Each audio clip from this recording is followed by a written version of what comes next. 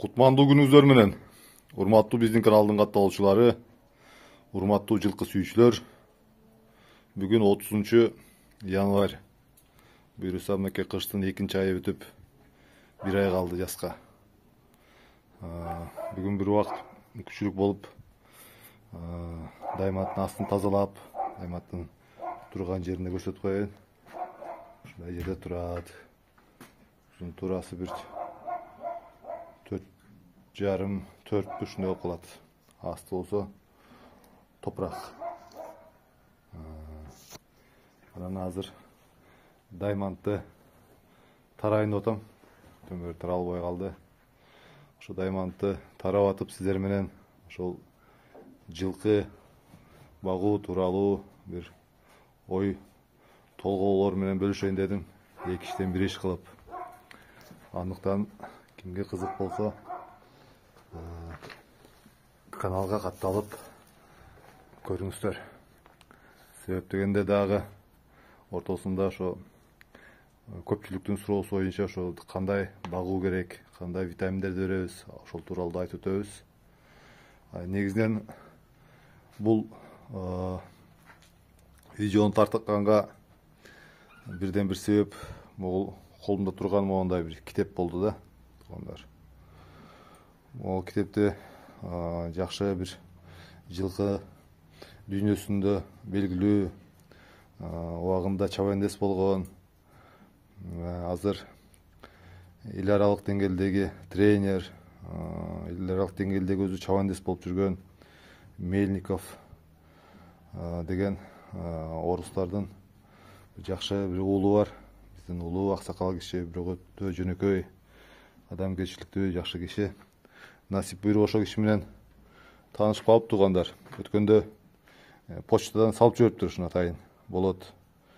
Сен да жылкыга кызыгып жүрөт экенсиң. Ошол китепти окусаң абдан жакшы, ичинде маалыматтар бар деп. Чындыгында эле окуп чыктым, абдан кызыктуу экен. Мүмкүнчүлүгүңүздөр болсо алып окусаңыздар болот. Бизде сатабы билбейм. Бул жерде ошол италиялык саяпкер Федерико Тезио дегендин «Разведение скаковых лошадей» деп жазган китеп экен да. Бул жерде ошол абдан кызык. Ошол жылкыларды кандай багыш керек, кандай тапташ керек, кандай багыш керек, жылкыларды кандай аргындаштырыш керек, бүт баардыгын сонун кылып жазган экен. Орус туугандар орусчага которуп коюптур. Насип берип ушу колго тийип, ушуну окуп чыктым бир сыйра. Бул киши ошо 1898-жылы баштаган экен. Узак чейрек кылымдан ашык жашаган киши болуп, Америка, биягы Индия, Азия, Австралия, Кытай, бүт ушу мамлекеттерден чейин атагы чыккан, мунун таптаган аттары белгилүү жылкылардан болгон, күлүк аттардан болгон киши болгон экен. Ошол китебин окуп чыктым туугандар. Анан ошол сиздер менен да ошо билгеним менен, окуганым менен бөлүшөйүн деп атам. Туугандар, азыр эми эки иштен бир иш кылып даймантты тазалап тарай берейин, анан сөзүмдү улай берейин. Даймантты мынтип тарап турбаса, дагы кыш келип туруп калат. Эзи жылкыны таза тарап туруш керек туугандар. Андан эмесе сөз суласак,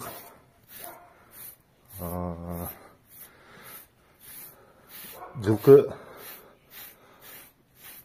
багуу абдан өтө түшүктүү, өтө кылдаттыкты талап кылган өнөр туугандар. Мунун баардыгы эле колунан келе бербейт. Мен бул баягы асыл жылкылар тууралуу сөз кылып атам да. Берки жылкыларга албетте талаак айдай берип, кечинде тозуп алып, корогонуп коюп, чөп салып койсо тура берет. Ал эми таза кандуу, же болбосо спорт багытындагы жылкыларды багыш үчүн өтө эмгек, кылдат, мээнет керек. Туугандар, Федерико Тезио дагы ошол тууралуу абдан кенен кеси жазган экен да. Lan bir sıra ok çıkıp tuğanlar.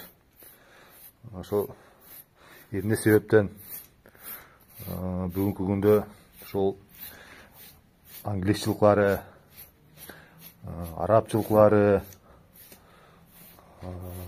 белгилүү болуп, дүйнө жүзүнүн боюнча эң күчтүү күлүк жылкылар болуп атат деген ойго, суроого ошодон жооп таптым да. Негизи биз кыргыздар ат адамдын канаты дейбиз. Биз жылкыны жакшы билебиз дейбиз. Жакшы минебиз дейбиз. Эми алдындагы жөндүү себептери бар. Чындыгында кыргыз эли көчмөн эл болуп, 20-кылымдын башына чейин ат үстүнөн түшпөй, негизги унаа катары колдонуп келгенбиз да. Бирок көчмөн жашоодо жылкыны асыроого өзүнчө мындай шарт болбойт экен да. Карап ойлонуп көрсөңүздөр, туруктуу жашаган жери жок. Бүгүн бери отту көнсө тигил жайлоого кетет, анан кыштоого, анан күздөгө деп ошентип кетип, же куруп койгон сарай жок, же жыйнап койгон чөп жок, жыйнап койгон тоют жок. Анан негизинен эле ошол талаада менен эле багып, анан баягы жайлоодо күздөн келгенде семиргенде ошондо суутуп, улакка чаап, ушундай бир өнөр кылган экенбиз да. Эми мен баягы жалпысын айтып атам. Эми арасынан болгон дейт, эми жанагы боз үй тигип коюп, боз үйдүн ичине баккан деп. Мен ойлойм, эми ал баардыгынын эле мүмкүнчүлүгү боло бербес керек. Атын эмес, өзүнүн кара башына боз үй таппай кыйналып турган адамга. Эми могул одукташып калган улуттар, аларда туруктуу короо, эч жака көчпөйт алар, жыйнап койгон чөбү болуп, анан ошо жылкыга асыроого дагы мүмкүнчүлүктөр болгон экен да. Көптөн бери таралбай өтүп калыптыр. Так, Даймонд.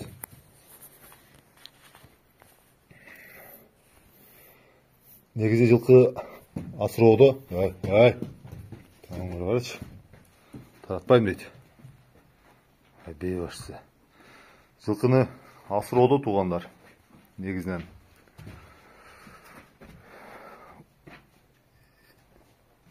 ошол жазыш керек экен да. Мындай кандай деп айтсам сиздерге, кыргызчага турган ошо жазып, буларды бүт жети атасынан бери жазыш керек экен. Могу жанагы өнүккөн мамлекеттердин бир эмеси. Булар ошо алгачкы ошол бейсинен баштап кайсы айгырга коюп, ал айгырдан кандай кулун түштү, аны канча жыл бакты, аны кайсыл айгырга койду, ошентип тизмектеп жазып, анан баягы аргындаштырат экен да кууп. Биздики болсо андай кол жазмабыз өнүкпөй тоо таштап жүрүп аны жазбай калыптыр. Же болбосо кыргыздардан дагы эмне деген сонун күлүк аргымактар чыккан.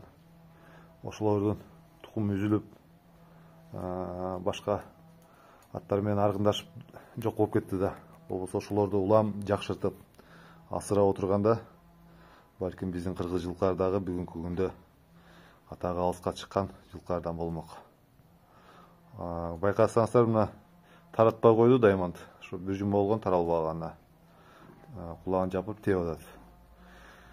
Ага моундай ыкма колдонобуз туугандар. Мында могу кадимки эле шыпыргы сабы бар. Башына мына желин башты байлап койдум туугандар. Бул жаш жылкыда кытыгы болот. Тебет. Экинчиден азыр каякка чыкпа туугандар. Моундай желин баштыктар толуп кетти. Минип баратсаң, жетелеп баратсаң, шамал учуруп, жылкыны малды үркүтөт туугандар. Туурабы? Бул деген абдан кооптуу нерсе. Минип бараткан учурда талаада чыгып кетет жылкылар, үркүп. Сүйрөп кетет жетилеп баратса. Ошон үчүн буларды айла жок көндүрүш керек.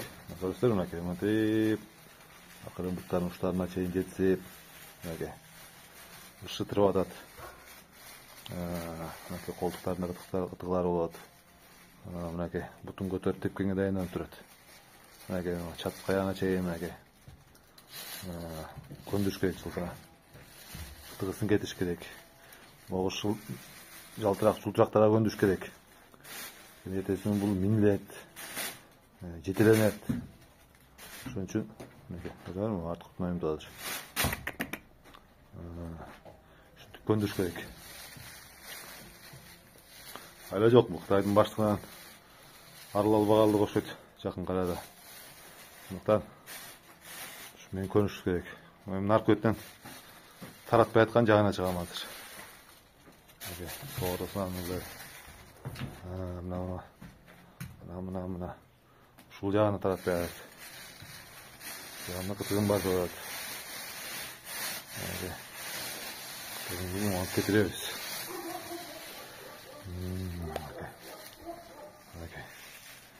Hala ala hatırlar Diamond. Жылкы негизи тумшугу менен сезет баардык нерсени. Мына иштеп көр. Бул сени жебейт.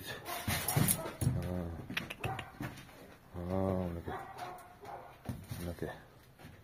Ушинтип көндүрөбүз. Башка жок. Туяктарына чейин апарып.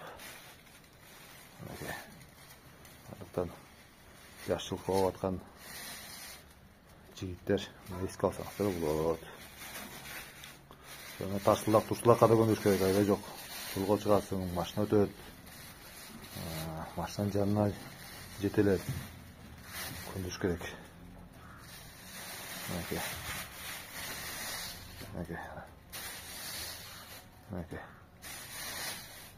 Эми тараганга аракет кылабыз да.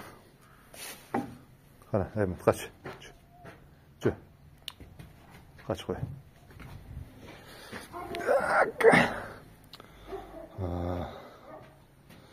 Сөзүбүз Тулан Тайланда, туугандар. Ушул жылкы багууну да биз силерге каршы бир топ артта калган экенбиз. Анын себеби биздин кыргыз жылкынын тукуму азайып, өз жеринде кор болуп, кыргыз жылкысы. Өткөндө айттым го, эт менен кымыз тамашкага жарабай баратат тилекке каршы. Ал болсо биздин кыргыз жылкары тиягы Европа, биягы Азияны минип багындырып келген ата бабаларыбыз. Ошо жылкы эмне болду? Акырын уже көне баштады жана, көрүңүздөр. Так. Акырын. Şimdi akırırık at bile. Akırım mınakey. Köne başladı. Жылкынын асылдуулугун арттыра турган бул эң бирден бир бул тоют маселеси, туугандар. Тоюсуз жакшы, кыз айтмакчы чыктуу тоютсуз эч бир жалаң эле жылкы эмес, уйбу, койбу, төрт түлүк малдын эч бири асылдуулугу артпайт. Муну биз бөркүбүздей билишибиз керек. Анан кээ бирлер өсө турган мал өсөт. Анан ким эле кастарлап, анага витамин берип дейт. Витамин бербесең, кастарлап бакпасаң, жем бербесең, атың кечирип кой тууган. Ат арбадан башка эчтеке жарабайт. Аны мен айткан жокмун. Аны тажрыйба көрсөтүп атат. Азыр кайсы спорт түрүн караба, ушул эле алыс кетпейди, ушул Кыргызстанды көр. Чет элден келген аттар тууралап атат. Биздин жылкылар аркасына кумалак терип калды тилекке каршы. Анын баардыгы ошол кенебестиктен, жанагындай көңүл кош мамиледен талак айда берип, какшытып, желеге байлап саап, ошодон болду. Ада керек эми кымыз ичип атабыз баарыбыз тамшанып. Бирок мындай асылдуулугун арттырам деген малды асырап караш керек. Кыргызда жакшы сөз бар, асыроо деген. Малды асырасаң, оозун муруңду майлайт дейт. Адамды асырасаң, оозун муруңду кандайт дейт. Андыктан малды асыраш керек. Эгерде биз могундай багытта кете берсек, туугандар, şu ата бабасынан калган кыргыз жылкынын тукумун үзөбүз. Жок болот.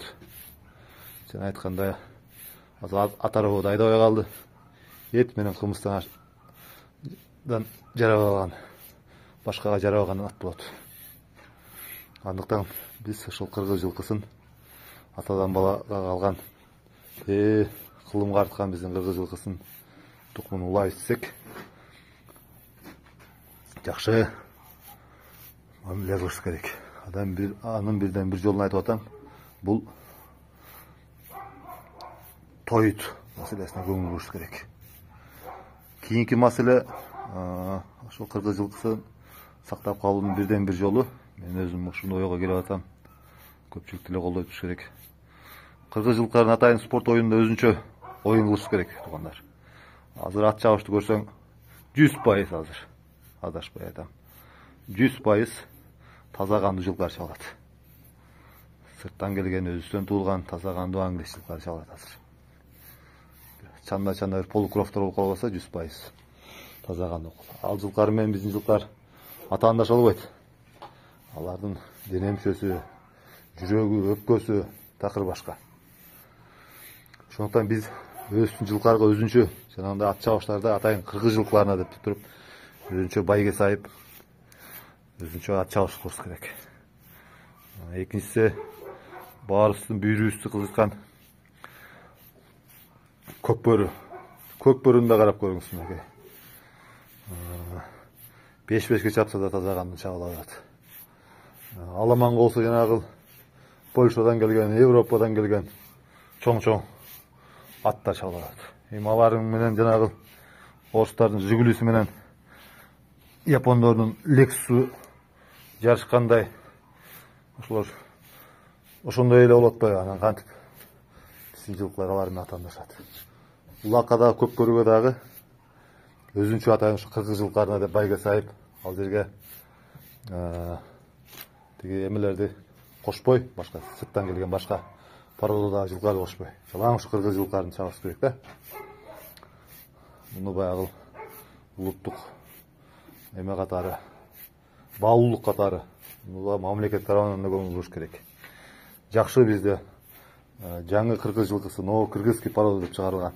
Ал деле жоголуп, саналуу калды этем, калганда деле күмөмдүн тазасы калган, ал деле аралашып кетиш керек. Аны асыраган жылкы заводдордун кебетесин көрүп атабыз.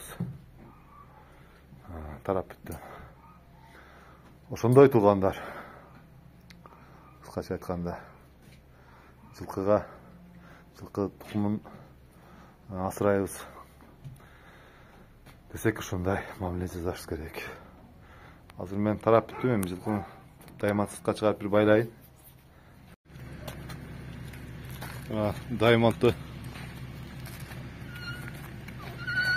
тарап көчөгө жетелеп чыктык. Уялбай шакмар экен деп айтпасын деп. Даймондга 7,5 ай болду, туугандар. Буюрса февраль айынын 9-unda 8 ай болот. Бүгүнкү күндө бою 1,45 болду, туугандар. Бою буюрса жакшы өтүп атат. Кудай буюрса жаска 1,50'den ары болуп калат деп ойлоп атабыз. Буюрса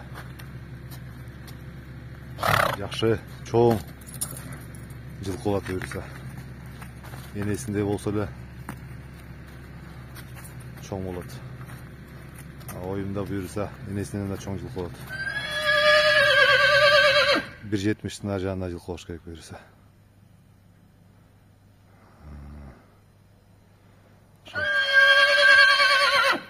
Азыркы видеобуз узак болуп кетти. Мунун тоюттар тууралуу өзүнчө bir видео тартабыз жакында. Ошол жерден толук айтып беребиз кандай багып атканыбыз. Көпчүлүк катталуучулар сурашат, телефонда чалып сурашат, ушуларга баарына пайдалуу кеңеш болсун деп. Андыктан каналга катталып коңгуроочону басканды унутпаңыздар, өткөрүп жибербеңиздер. Оюңуздарды, сын пикирлериңиздерди жазыңыздар. Кайрадан эфир аркылуу жолукканча сак саламат болуңуздар.